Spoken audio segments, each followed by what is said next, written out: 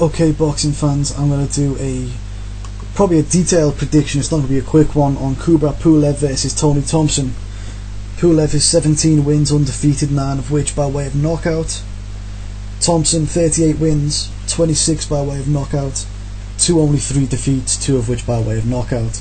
This is an IBF final eliminator. Winner gets a shot at the world title with Vladimir Klitschko, but I'm sure maybe Vitaly could be tempted into fighting for the title against Thompson if he is to win, but we'll end up seeing maybe he'll just get a shot at Vladimir. Going through the attributes, starting with the power, Thompson has this attribute advantage. He does have decent power, naturally dangerous and heavy-handed, especially in the early rounds. He does have the better one-punch power in this fight.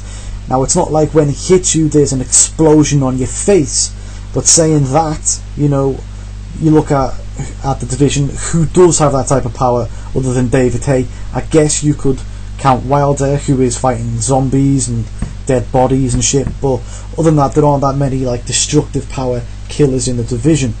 If you look at Pulev, he does have okay power, but not as much power as Tony Thompson. Also not as, it's a different type of power too. Pulev is naturally heavy-handed guy. He wears opponents down over numerous rounds. If he is in need of a knockout in, let's say, the final round, I very much doubt he will get it. However, if Thompson is in need of a knockout in the final round, he can run out all guns blazing. He's more likely than Pulev to be able to get a knockout, in my opinion. Now, that being said, if you give Pulev the chance to wear you down throughout the fight, you're going to end up losing heart, getting stopped, or maybe just quitting after you lose heart. His main weapon is his jab. He puts a lot of power behind it, power, big power. And even though Tiger is a southpaw, he'll be less worried about the jab in this fight, I think, but more worried about the right hand behind it, which he is more vulnerable to. The only question is, does Pulev have a destructive backhand right? I'm not sure, but we do know that Tony Thompson can be hurt by it. If you look at Thompson versus Price, the second fight, he did get dropped in that fight. Question is, how good is the right hand of Pulev? Moving on from there, speed, I'm going to give that attribute to Pulev. I like his speed, hand speed, foot speed. He sets up a nice jab, he sits in the pocket and he uses it to break you down, break your heart and wear you down. He's quite excellent to watch, Pulev. I do like it. Movement, I'm going to keep that as neutral.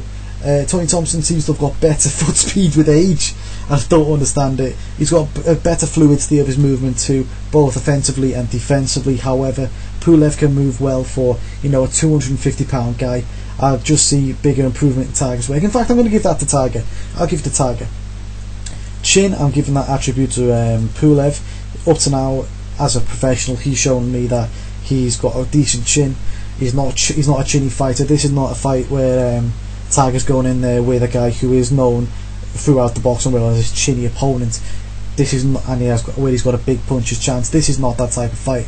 Pulev's never been down as a pro. I don't know if he's been down as an amateur. I'm not willing to commit to an answer either way, but I don't know. I just don't know. But from what I can see, he's had a vast amateur career though, and he's not been decimated by anyone in that, destructively in that. Suggesting that I'm not suggesting Tony is chinny as well. I'm just saying he has been buzzed from time to time and dropped. Moving on from there, stamina, I give that to Pulev. Even though he has significantly less fights, his fights go on for significantly longer. He's also younger, at the age of 41, 42. I don't know how Tony the Tiger how long he can keep up a high pace for, but we'll come back into that later. I'm not too bothered about that. The main issue is Pulev and his inactivity this year.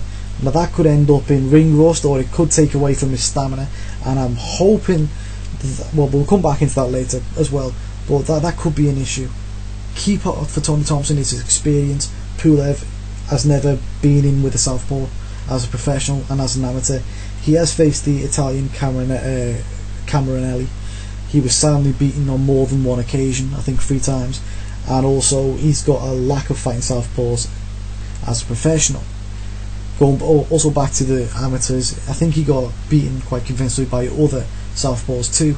which suggests he has an inability to deal with them effectively and therefore avoided them as a professional. And this may be due to him just not being able to get his jab off very well, which is his main weapon, you know, which I guess is the main peg that Tiger has, in that he's used to fighting orthodox fighters, used to being able to take away their jab from them. I don't know if he's ever faced it. Well, he has faced a jab better than Pulev in terms of Wladimir Klitschko, but you know, Pulev's not got a bad jab. We'll see, but he could be ring rusty. We'll see. We will see. So at the end, you know, I've got to say this: I'm a big Pulev fan, but I'm hoping that Tiger wins this fight, because it sort of vindicates David Price. David Price, who he destroyed, and just showing that he lost to an excellent fighter instead of, you know, you shit Price. But moving away from that, you know, there's a few ways that this fight can pan out. I see three main ways.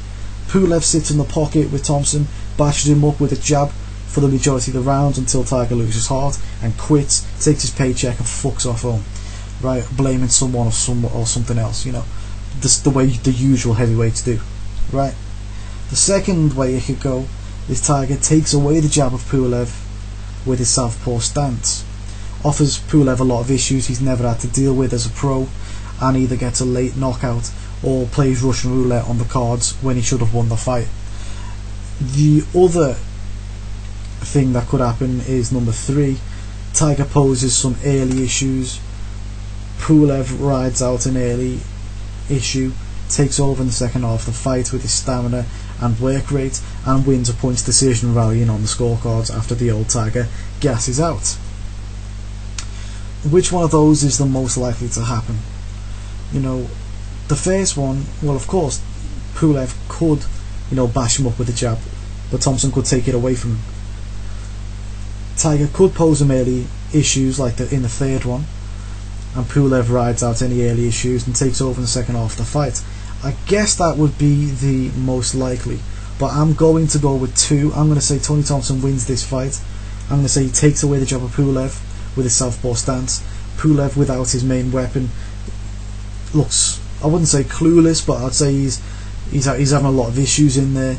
He loses a, I'm going to say